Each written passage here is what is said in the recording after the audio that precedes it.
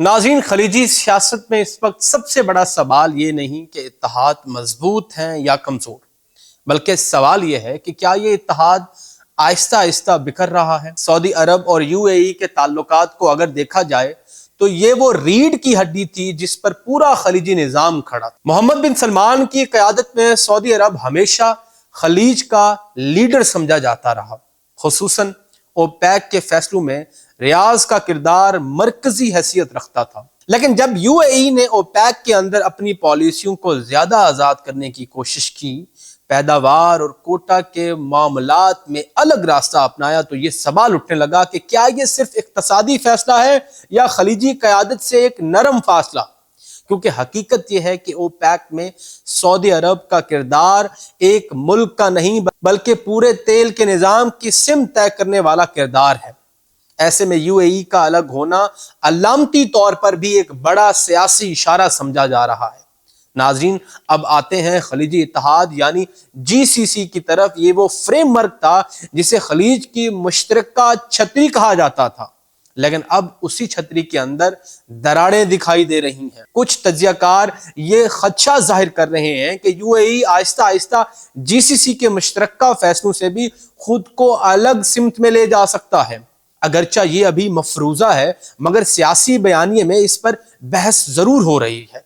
Yemen की जंग ने इस फैसले की पहली झलक दिखाई। वहां सऊदी अरब ने बराह रास्त जंग की क़यादत की, जबकि यूएई ने जमीनी सतह पर अलग हिकमत अमली अपनाई। सूडान में भी दोनों ममालिक के मफादात एक दूसरे के साथ मुकम्मल हम आहंग नहीं रहे और यहीं छोटे छोटे इख्तलाफात बड़े सवालात को जन्म देते रहे।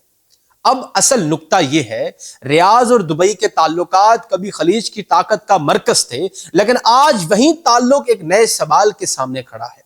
अगर ओपेक में फासले बढ़ते हैं, अगर जीसीसी में पॉलिसी हम आहंगी कम होती है, तो क्या यूएई वाकई एक अलग रास्ते पर चल पड़ेगा? और यहां सबसे अहम और हसास नुक्ता यही है कि अगर ओपेक से दूरी को एक अलामती जबान में देखा जाए तो ये सिर्फ एक तंजीम से निकलना नहीं, बल्कि सऊदी अरब के इस निजाम से फासला है जिसने खलीज के मुआशी सिमत तय की। इसीलिए बाज तज्जियाकार तंजिया अंदाज में ये भी कहते हैं कि अगर ये रुझान जारी रहा तो यूएई की पोजीशन खलीजी इत्तेहाद के अंदर हिस्से से बदल कर तनहा मुआशी जजीरा बनती जा सकती है। क्योंकि खलीजी सियासत में तन्हाई सिर्फ सफारती नहीं होती, यह मुआशी, दिफाई और स्ट्रेटेजिक तीनों फ्रंट पर असर डालती है।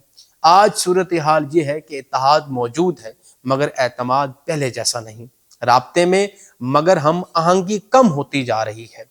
यही वो लम्हा है जहां सवाल पैदा होता है कि क्या ये सब वक्ती तब्दीली है या वाकई एक नए खलीजी ऑर्डर की शुरुआत है। नाज़रीन, इस हवाले से बहुत सारे तज्जियाकारों का और बैनुल अक़वामी जरीदों का डिफरेंट स्टांस है, लेकिन ये चीज वक्त के साथ वाज़े होगी कि यूएई और सऊदी अरब के ताल्लुकात किस तरीके से बढ़ते हैं और जीसीसी के अंदर सऊदी अरब किस तरीके से अपना रवैया रखता है। अगर आप इस हवाले से कुछ अपनी राय देना चाहते हैं तो कमेंट बॉक्स में जरूर अपनी राय दीजिए और हमारे वीडियो को जरूर लाइक और शेयर कीजिए।